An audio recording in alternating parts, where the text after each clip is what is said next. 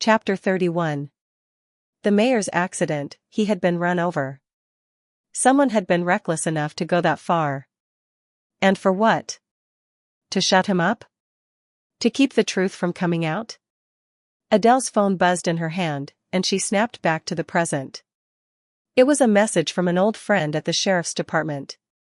The mayor's condition is worse than expected. No one knows who did it, but it looks like it's tied to everything we've been dealing with. The message sent a shiver down her spine. Adele stood up abruptly, her mind spinning. Things were escalating far beyond anything she could control. The Gates family was more than just a legacy of wealth and power. They were monsters. Genocidal maniacs, as the rumors had said. People had died in their wake for decades, their bloodlust stretching back to generations before them. And now, as the truth about the Gates family was coming to light, the town was being dragged into the chaos they'd left behind. Adele shook her head, trying to push back the rising fear. She needed to think. Needed to understand what was really going on. She had to act before it was too late. She grabbed her coat from the chair and rushed out the door. She couldn't ignore the gnawing feeling in her gut anymore. This wasn't just a string of strange events, it was something orchestrated, something planned. The Gates family had returned to finish what they started.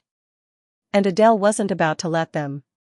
In the witch's lair behind the hidden door, the air was thick with the scent of burning herbs and the soft bubbling of potions on the table. Adele paced back and forth, her mind still reeling from the recent discoveries. Wednesday stood at the counter, carefully measuring out ingredients with an air of disinterest, but her movements were precise. Adele's frustration was palpable, her hands clenching and unclenching at her sides. She finally stopped pacing and looked at her cousin. "We need to talk." Wednesday didn't look up from her potion. "About what?" Adele's voice hardened. "About everything. The Gates mansion, the murders, and their connection to Joseph Crackstone. Why are you even bothering with the old pilgrim? They can't resurrect him with Goody's grimoire and the blood lock." Wednesday interrupted, her tone almost casual as she added another ingredient to her concoction. Adele froze mid-sentence, her blood running cold. "What do you mean blood lock?" she asked, her voice sharp, almost as if she had been hit by a lightning bolt. Wednesday looked up, finally meeting Adele's gaze. "Goody sealed Crackstone's crypt with a curse. Because he had some kind of powerful artifact," she said nonchalantly, as if it was just another piece of mundane information. Adele's breath hitched in her chest, her mind racing to catch up. "Why didn't you tell me this?" she yelled, her frustration boiling over. "You knew about this and didn't think it was important enough to share?" Wednesday rolled her eyes, clearly unfazed by Adele's outburst. "What's the point? The spell is in Goody's spellbook and the mansion. The crypt's sealed, it's not like Crackstone's getting out anytime soon." Adele felt her anger rise. "Wednesday, the serial killer has been taking body parts from people. They might be trying to Frankenstein Joseph Crackstone," she shouted, her voice trembling with urgency. Wednesday's response was a dry sigh as she turned back to her potion, unfazed. "I don't see why you're so worried. The spellbook isn't here. It's in the mansion, locked away." Adele's hand shot up in exasperation. "Except the photocopy of the spellbook that was stolen from the town library a few days ago." The words hung in the air, heavy and sharp. Wednesday froze, her eyes narrowing slightly as she processed what Adele had just said. "The grimoire has a copy?" Wednesday repeated, her voice cracking with disbelief. "There's a photocopy of Goody's grimoire out there?" Adele's jaw clenched, frustration seeping into every syllable. "Yes, a photocopy. And now, someone has it. Whoever has that book is sitting on an arsenal of ancient, dangerous magic. This is exactly what I've been afraid of." For the first time in their conversation, Wednesday's calm composure faltered. "So what now?" Adele's eyes flicked to the door, her mind already set on the next move. "I'm going to New Jersey. I need to find out what kind of spells they're planning to use. Whatever it is, it's bad. You stay here. Keep an eye on Pugsley." don't let him out of your sight. If what you're saying about the bloodlock is true, then we're the only ones standing in the way of whatever this person is planning." Without waiting for a response, Adele turned and stormed out of the lair, her footsteps echoing in the silence that followed. She had no time to waste. The witch's lair door clicked shut with a soft thud, the lock sliding into place as Wednesday gave one last glance at the space she'd just closed off. She took a steadying breath, trying to ignore the gnawing sensation in her gut. There was a lot at stake now, and she knew Adele was right. But that didn't mean she was ready to feel the weight of it all. With her fingers grazing the edge of the lock, she turned on her heel and headed for the door. The air in the lair felt thicker than usual, more oppressive, as if the walls themselves were closing in on her. But she couldn't stay here, not with everything unraveling. "Pugsley," she muttered under her breath, the name a silent chant as she made her way to the beekeeping club shed. It wasn't far, just a quick jog across the grounds, but the darkness that clung to the trees felt heavier after noon. There was a sense of foreboding that had nothing to do with the shadows themselves, but with what was happening to her family. When she arrived, she found Pugsley and Eugene hard at work, their hands sticky with honeycomb as they tried to tame the new hive they'd been working on. They both looked up at her, but it was Pugsley who immediately noticed the tension in her face. "Hey, sis, something the matter?" he asked, wiping his hands on his shirt before standing up. His expression softened when he saw her look of worry. Wednesday breathed a sigh of relief. Seeing Pugsley here, safe and sound, grounded her. She needed to stay calm for him, no matter how much the world around them seemed to be crumbling. "Adele went to New Jersey for a while," she said flatly, crossing her arms as she leaned against the shed. Pugsley blinked, his brows furrowing. "Is it an emergency?" Wednesday's gaze flicked briefly to the horizon before meeting his. "Just some errands and a few things she needs to take care of." Her voice was smooth, but there was an underlying tension that Pugsley, being Pugsley, would probably pick up on if he pushed. Right, Pugsley didn't seem convinced, but he let it slide for the moment, turning back to Eugene, who was still poking at the hive. "Okay, so, we just wait for her to get back?" "Pretty much," Wednesday said, but her mind was already elsewhere. She couldn't help but feel that something was coming, something bigger than they were prepared for. She wanted to trust Adele's plan, but the more she thought about the blood lock on Crackstone's crypt, and now the stolen grimoire, the more she realized that their little corner of the world was about to change forever. The autumn wind whipped through the trees, leaves dancing like fire, drifting to the ground in a flurry of orange, gold, and red. The forest, once peaceful, now felt like a pressure cooker, each branch bending with the weight of something more sinister. Tyler's breaths came in shallow gasps as the internal war raged within him, his body caught in the thrall of the Hyde's overwhelming presence. "No," Tyler's voice was firm, though barely audible, strained by the force of his will. "Yes, master," the Hyde whispered back, the words dripping with mockery. It was like a cold, dark shadow wrapped around Tyler's every thought, every movement. "Do you really think you can stop me? You know how this ends." Tyler's fists clenched tighter. His skin felt like it was being pulled from the inside out, as if the Hyde's very essence was trying to rip through him. But he wasn't going to let this part of him win, not now. Not when Miss Thornhill had ordered him to kidnap Pugsley. "Like hell I'm going to let you hurt Pugsley," Tyler spat, his voice rough with anger, frustration, and fear. The Hyde chuckled softly, the sound low and menacing. "You think I want to hurt him?" The voice warped, becoming a mocking reflection of Tyler's own thoughts. "I'm powerless against the old hag's orders, just like you are." Tyler's chest tightened. It was true. The Hyde was as much a victim of Miss Thornhill's manipulation as he was. But that didn't make it any easier.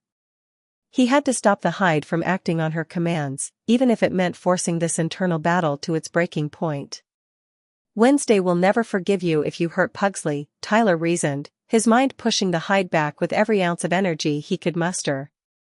"Do you think I want her to hate me?" the Hyde snapped, his voice twisting into something crueler. "I'm a prisoner here, just like you. But I can't ignore the orders." The conflict was too much, pulling Tyler in two different directions. His mind screamed for him to fight, to break free, but the Hyde was always lurking, just beneath the surface. There was no escape from this inner war. Tyler took a deep breath, focusing all his will into one plea. Then just let me take control. His voice cracked, but he pushed forward. I can stop this. I can protect Pugsley. A pause. The forest seemed to hold its breath, the leaves suspended in midair as the Hyde's presence swirled ominously. Tell you what, the Hyde finally said, his voice suddenly light, almost playful. I'll let you take over our body if you can overpower me. Tyler's pulse quickened. This was his chance, the only opportunity he might get to wrestle control back from the Hyde's grasp. Deal, Tyler said, his words filled with determination, but there was a deep undercurrent of fear. He didn't know how this would play out, but he wasn't backing down. Not now. For hours, they stood in the clearing, a strange stillness hanging in the crisp fall air. The rustling of leaves seemed distant, muffled, as though the forest itself was holding its breath. Every second felt like an eternity. The internal struggle escalated, each heartbeat a resounding drumbeat in Tyler's chest. He could feel the Hyde shifting within him, a dark force fighting against every inch of control Tyler was trying to claim. The temperature around him dropped, the chill seeping into his bones as his mind battled against the weight of the Hyde's presence. The power surging through them both was overwhelming, like a tug-of-war between two forces, each unwilling to let go. Tyler fought to maintain his focus. He thought of Pugsley. He thought of Wednesday. He couldn't let this part of him take control, not now when everything was on the line. Come on, Tyler, the Hyde taunted. You're not strong enough. You never have been. The words were like poison, seeping into his thoughts, trying to destabilize him. But Tyler didn't listen. He pushed past the doubt, focusing on the fire that burned within him. The desire to protect his family. The desire to be free. Suddenly, with a surge of effort, Tyler felt it, the tipping point. The Hyde's presence faltered just for a moment, a crack in the darkness. That was all Tyler needed. With a final, desperate push, Tyler broke through. The storm inside him settled just long enough for him to take control. His hands clenched into fists, and his breath came out in ragged gasps as he steadied himself. He had won. For now. He couldn't waste a moment. He was running out of time, and Pugsley's life was on the line. Adele's breath quickened as she flipped through the pages of Goody's grimoire. Her eyes locked onto the crucial passage that outlined the ritual, the blood lock on Crackstone's crypt. Her fingers trembled as she read the instructions in full. The ritual, she realized, was more time-sensitive than she could have ever imagined. The spell needed to be performed during a lunar eclipse. Her heart skipped a beat. Her eyes scanned the clock. It was already late afternoon. Panic surged through her chest. She had to act now. She rushed back to her car, her mind spinning with urgency. Once inside, she started the engine with a snap, tires screeching as she drove away from the Addams mansion. She had to get to Jericho before nightfall. Before the eclipse. There was no time to waste. As she sped down the highway, Adele pulled her phone from the passenger seat and quickly Googled the next lunar eclipse. Her pulse thudded in her ears as the results appeared. Her blood ran cold. It was that very night. The eclipse would reach its peak within hours. Without hesitation, Adele dialed Wednesday's number. She could barely contain the panic in her voice when the phone picked up. Wednesday, she said quickly, the spell needs to be performed tonight during the lunar eclipse. Get Pugsley. Lock yourselves in my office, inside the witch's lair. She hung up, heart hammering as she floored the accelerator. Meanwhile, in Jericho, Wednesday had already dashed through the hallways of Nevermore Academy. The weight of everything hitting her all at once, she needed to find Pugsley, and fast. The clock was ticking. Wednesday's footsteps echoed down the long hallway of Nevermore Academy as she searched for Pugsley. The urgency pressing down on her made each second feel like an eternity. She turned a corner sharply, her eyes scanning every corner for her brother. She didn't have time to waste, and the pressure was mounting. Adele had warned her, the ritual needed to be completed tonight. Finally, she spotted him. Pugsley was heading toward the library, his hands stuffed in his pockets, walking slowly, seemingly unaware of the chaos that was about to unfold. "Pugsley!" Wednesday called, quickening her pace. Pugsley looked up, startled by the sudden sound of his name. When he saw the look in his sister's eyes, he knew something was wrong. "Wednesday?" His voice was thick with concern. "What's going on?" "We need to go. Now." She barely took a breath before grabbing his arm and pulling him along. "Adele says we need to lock ourselves in her office. It's important, everything depends on it." Pugsley hesitated for just a second, but then nodded. "Got it. I'll follow you." They barely made it to the end of the hallway when Principal Weems appeared from the other direction, her heels clicking sharply against the floor. She narrowed her eyes at them, a frown tugging at her lips. "Miss Addams," Weems said, her voice stern. "Where are you going in such a rush?" The word stung, but Wednesday didn't flinch. Her mind was racing. She couldn't afford to waste any more time, and there was no way to avoid this confrontation. But she couldn't let Weems stop them, either. An idea clicked into place, a dangerous one, but one that could work. "Principal Weems, I don't have time to explain," Wednesday said, her voice steady, despite the tension in her chest. "But I need you to shapeshift into Tyler. Do it now." Weems blinked, clearly surprised. "What? Miss Addams?" "No time," Wednesday cut her off. "Just do it. You need to help us." The words hung in the air for a second before Weems gave a sharp nod, her face still skeptical but already starting to shift. She closed her eyes, her features melting and reforming as she took on the familiar form of Tyler. The transformation was eerie, smooth, and almost unsettling in its perfection. Tyler's cocky expression was now mirrored on Weems' face. "Let's go, Principal Weems," Wednesday said, barely sparing her a glance. She didn't have time to explain herself, not to Weems, or anyone else. Weems, now Tyler, followed behind her as they made their way toward the greenhouse, where Miss Thornhill was most likely to be. Every step felt heavier, as if the world itself was conspiring against them. When they reached the greenhouse, Wednesday didn't hesitate. She pushed open the door, but as soon as she stepped inside, something went horribly wrong. Miss Thornhill was there, standing near the back, an eerie calm about her as she regarded them with a strange smile. Before Wednesday could react, she felt the cold, sharp edge of a shovel pressed to the top of her head. The blow landed with brutal accuracy, sending her collapsing to the ground, unconscious. Tyler, Weems, stumbled back, clearly taken aback, but then she saw the look of triumph on Miss Thornhill's face. Her expression twisted with anger. "Let me guess, Tyler overpowered you again." Weems then shape-shifted back into herself. "Don't make this any harder, Marilyn." Miss Thornhill's smile deepened. "My name is Laurel," she yelled.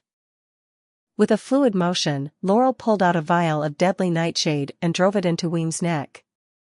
The poison hit her bloodstream almost instantly. Weems collapsed to the ground, convulsing violently as foam began to form at the edges of her mouth. Laurel smirked, turning her attention to the now unconscious Wednesday on the floor. She moved quickly, as if she'd done this 1,000 times before, scooping up Wednesday's limp body and slinging it over her shoulder. But before she could make a move, a soft, but deliberate snap echoed from the corner of the greenhouse. The disembodied thing, had witnessed it all.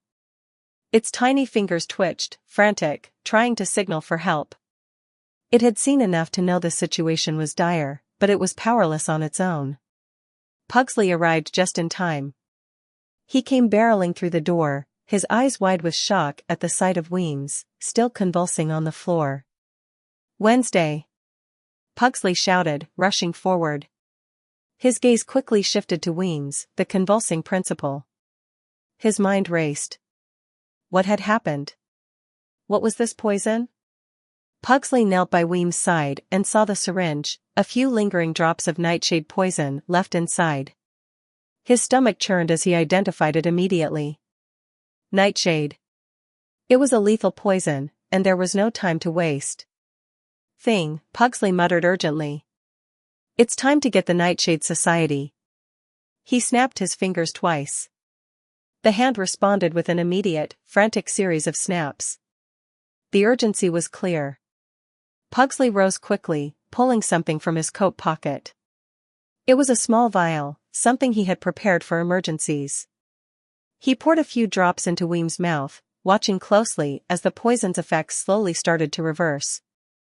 It wasn't enough to save her fully, but it was a temporary fix.